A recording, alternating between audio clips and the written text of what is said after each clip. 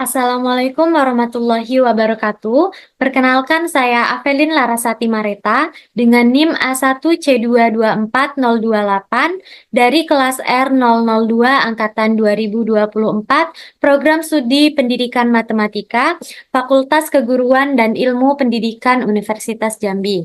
Baiklah, pada video kali ini saya akan menjelaskan salah satu materi yang ada dalam mata kuliah Kapita Selekta yang dibimbing oleh Bapak DR Duano Sapta Nusantara SPD dan juga Ibu Ferry Tiona Pasaribu MPD CIT. Baik, di sini saya akan menjelaskan materi tentang segi empat, di mana yang pertama itu ada definisi segi empat. Segi empat adalah bangun tertutup yang dibentuk dengan menghubungkan empat titik yang tiga titik diantaranya tidak segaris. Nah, segi empat ini juga memiliki sifat-sifat. Yang pertama itu sudah pasti memiliki empat sisi. Terus memiliki empat titik sudut, memiliki dua diagonal, dan juga jumlah sudut-sudut segitiga segi empat adalah 360 derajat. Kemudian materi yang kedua itu adalah teorema segi empat. Yang pertama, jika diagonal-diagonal Nah, jika diagonal-diagonal suatu segi empat saling membagi dua sama panjang, maka segi empat tersebut merupakan jajar genjang. Nah, untuk pembuktiannya, di sini diketahui terdapat gambar PQRS adalah suatu segi empat yang diagonal-diagonalnya PR itu sama dengan RM. PM sama dengan RM dan QM sama dengan SM. Nah, untuk membuktikan PQRS ini adalah segi empat, maka dalam segitiga PMQ dan segitiga RMS itu tuh PM sama dengan RM dan QM sama dengan SM. Juga sudut PMQ sama dengan sudut RMS. Nah, sehingga segitiga PMQ itu kongruen dengan segitiga RMS.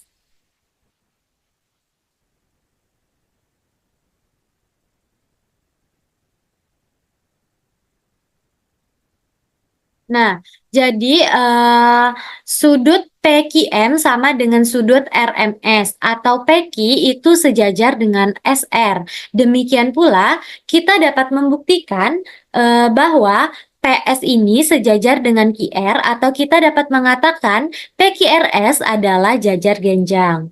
Nah, jadi jika diagonal-diagonal suatu segi empat ini saling membagi dua, maka itu adalah jajar genjang.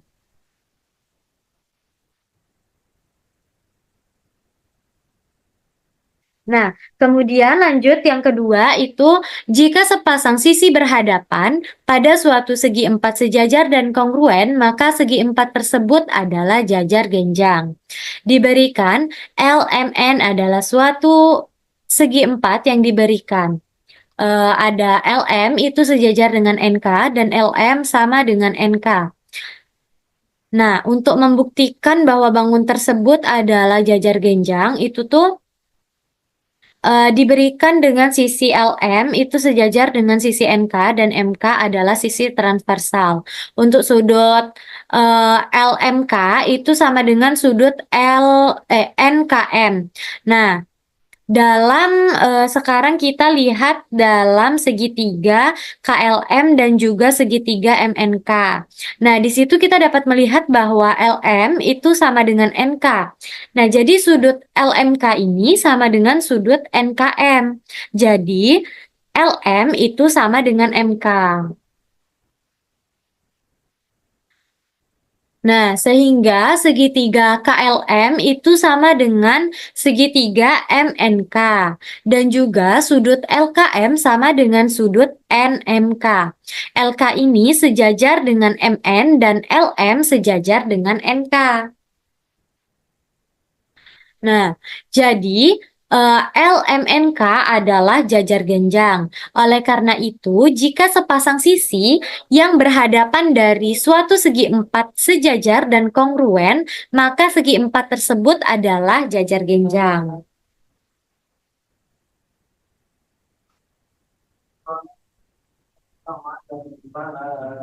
Nah, untuk teorema yang ketiga yaitu diagonal-diagonal jajar genjang saling membagi dua. Nah, di sini kan diketahui nih ada bangun A, B, C, D adalah jajar genjang yang diagonal-diagonalnya AC dan juga BD yang berpotongan di titik M, titik tengah ini. Nah, kita membuktikan karena ABCD ini jajar genjang, jadi sudut BAC ini sama dengan sudut DCA dan juga sudut BAM sama dengan sudut DCM. Sehingga sisi AB itu sejajar dengan sisi DC.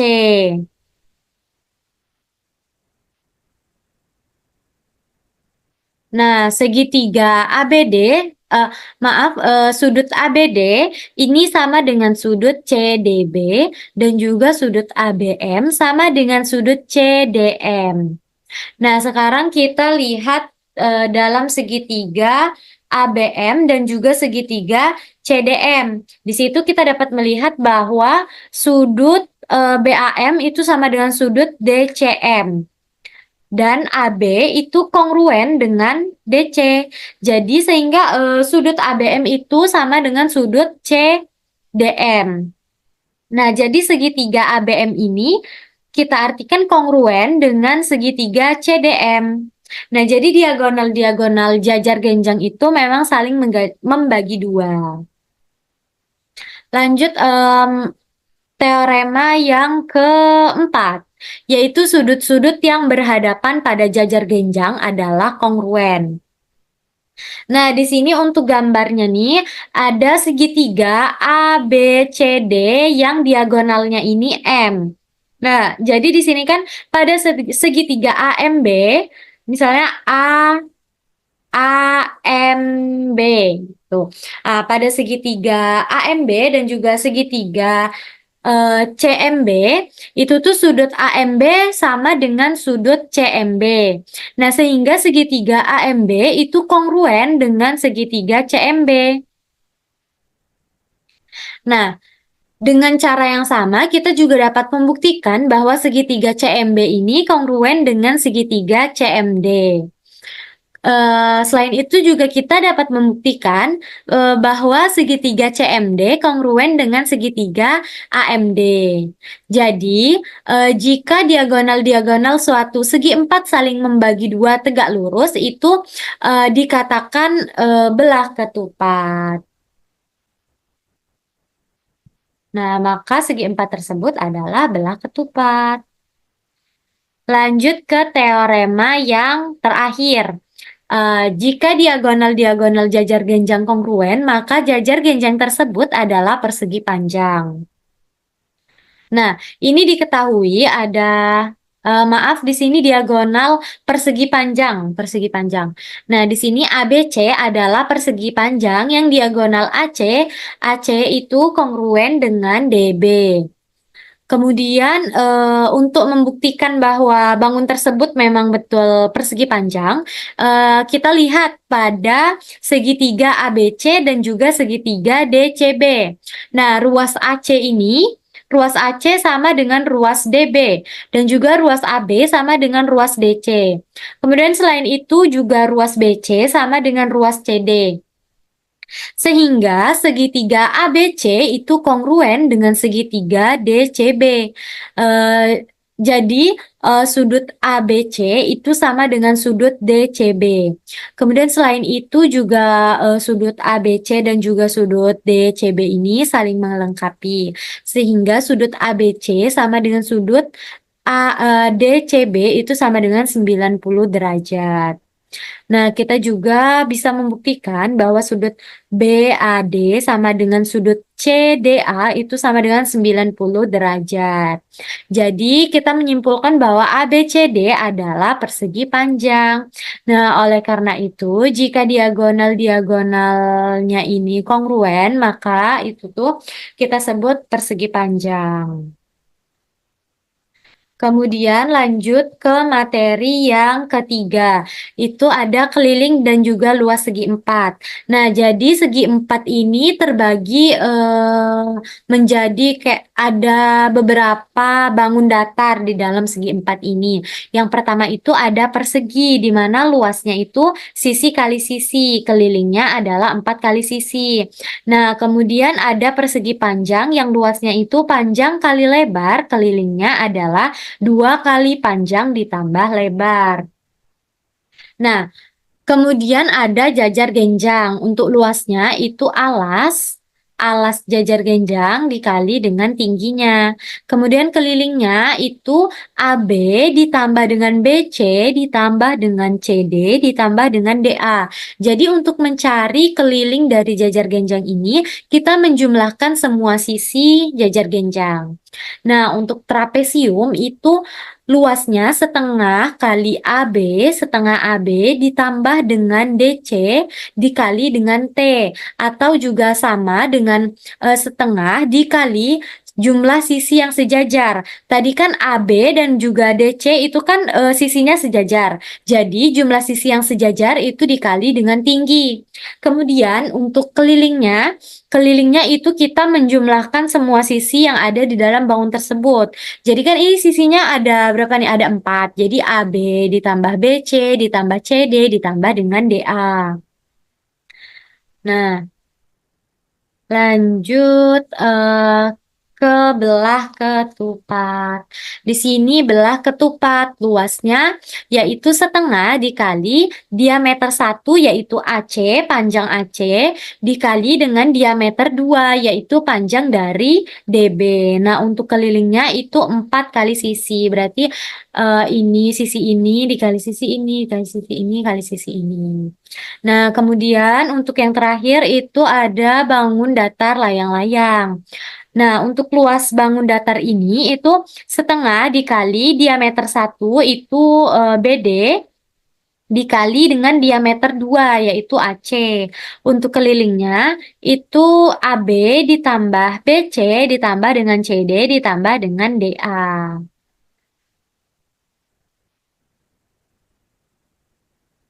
Nah, kita masuk ke materi yang terakhir, yaitu menaksir luas bangun datar yang tak beraturan. Nah, untuk menaksir luas bangun datar yang tak beraturan ini ada langkah-langkahnya.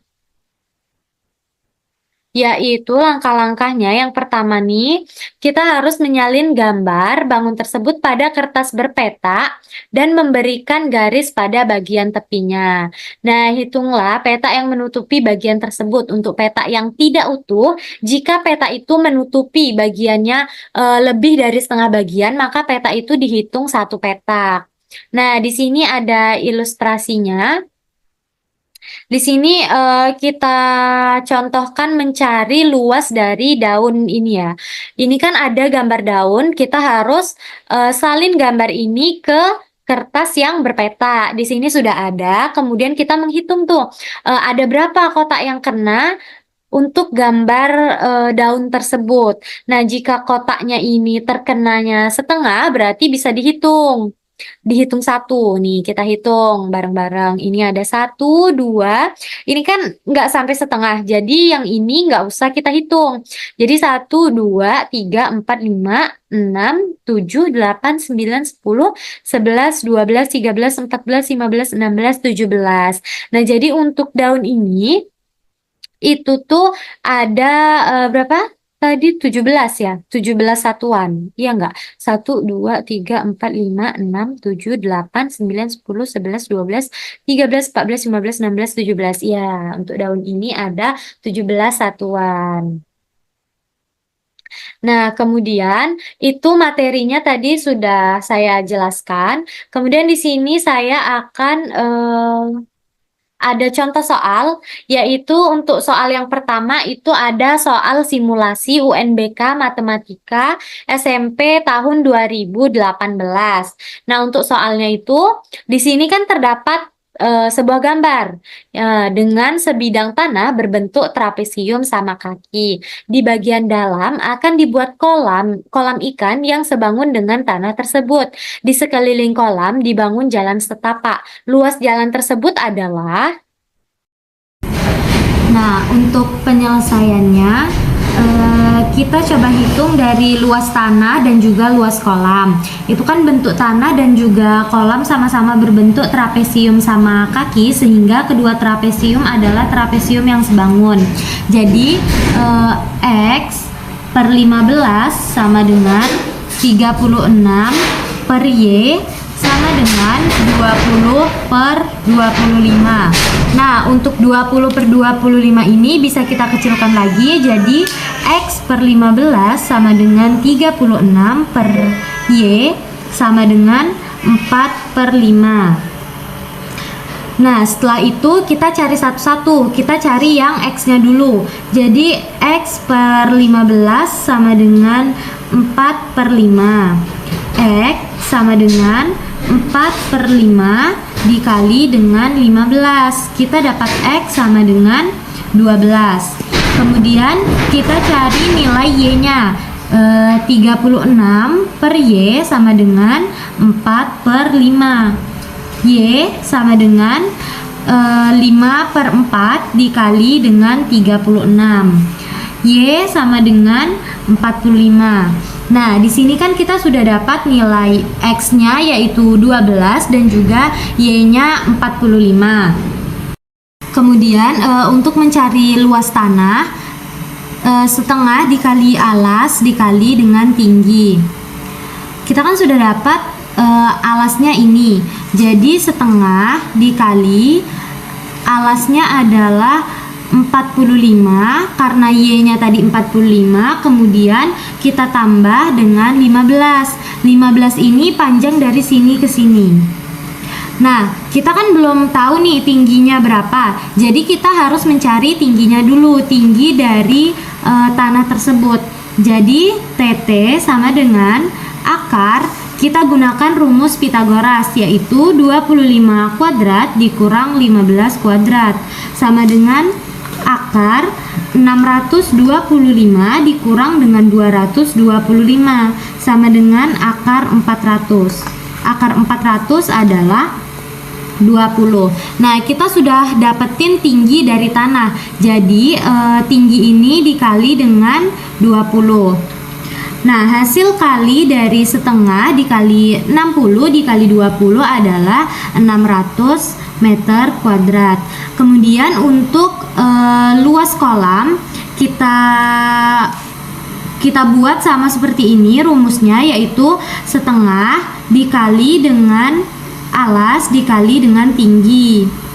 Setengah kita kali alasnya ini kan ini 36 nih, karena ini luas kolam.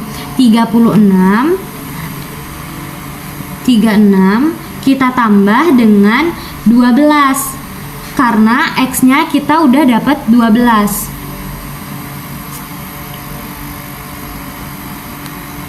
Nah, untuk tinggi kita kan juga belum diketahui, jadi kita harus mencari tinggi dari kolam tersebut. Tinggi kolam sama dengan akar 20 kuadrat dikurang 12 kuadrat sama dengan akar 400 dikurang dengan 144 sama dengan akar 256. Akar dari 256 adalah 16. Nah, kita sudah dapat tinggi dari kolam. Jadi ini kita kali dengan 16. Jadi hasilnya 384 meter kuadrat. Nah, kita kan tadi disuruh mencari luas jalan. Nah, untuk mencari luas jalan ini, luas jalan sama dengan luas tanah. Luas tanah kita kurang dengan luas kolam. Kita tadi sudah dapat luas tanahnya yaitu 600 dikurang luas kolamnya adalah 384. Jadi untuk luas jalan adalah 216 meter persegi. Nah, lanjut ke soal yang kedua, yaitu saya mengambil dari soal TPS UTBK SBMPTN tahun 2019. Di mana soalnya segi 4 A, B, C, D merupakan layang-layang seperti pada gambar. Pada gambar ini, jika AB sama dengan 1 dan AD sama dengan akar 5, maka luas layang-layang tersebut dalam satuan luas adalah. Nah, pertama-tama kita mencari panjang dari A ke C dengan cara menggunakan rumus Pitagoras. Di sini kan AB sudah diketahui, BC juga sudah diketahui 1. Jadi, akar 1 kuadrat ditambah 1 kuadrat sama dengan akar 2. Jadi, panjang A ke C adalah akar 2. Kemudian ini kan kita tarik dari titik D ke titik tengah diagonal sini. Jadi, A ke titik tengah ini nilainya adalah setengah akar 2. Begitu juga yang ke C ini. Nah, kemudian kita menentukan nilai T dengan rumus Pitagoras juga, karena sisi C ke D-nya sudah diketahui, yaitu T sama dengan akar 5 kuadrat dikurang dengan setengah akar 2 kuadrat. Sama dengan akar 5 dikuadratkan hasilnya adalah 5 dikurang dengan setengah akar 2 dikuadratkan, yaitu setengah. Kemudian T sama dengan akar 9/2. Akar 9/2 adalah 3/2 akar 2. Kita sudah dapat nilai T-nya. Kemudian kita mencari nilai dari ABC dengan rumus ABC ini kan segitiga. Jadi kita menggunakan rumus segitiga. Setengah dikali AB dikali BC sama dengan setengah dikali AB-nya adalah 1, BC-nya adalah 1. Jadi luas dari ABC adalah setengah. Kemudian kita cari nilai ACD sama dengan setengah dikali AC dikali dengan T. Setengah dikali AC-nya adalah akar 2 dikali dengan tingginya tadi sudah kita dapatkan ini. Jadi 3/2 akar 2 sama dengan 3/2. Nah, kemudian rumus mencari luas layang-layang. Jadi ABC ditambah dengan ACD sama dengan ABC tadi kita sudah dapat, yaitu setengah kita tambah dengan ACD-nya 3/2 jadi 2. Jadi luas layang-layang dari gambar ini adalah 2. Nah, baiklah, itulah tadi materi yang bisa saya sampaikan. Semoga bermanfaat dan juga apabila ada kesalahan dalam penyampaian materi, saya mohon maaf. Saya akhiri, wassalamualaikum warahmatullahi wabarakatuh. Terima kasih.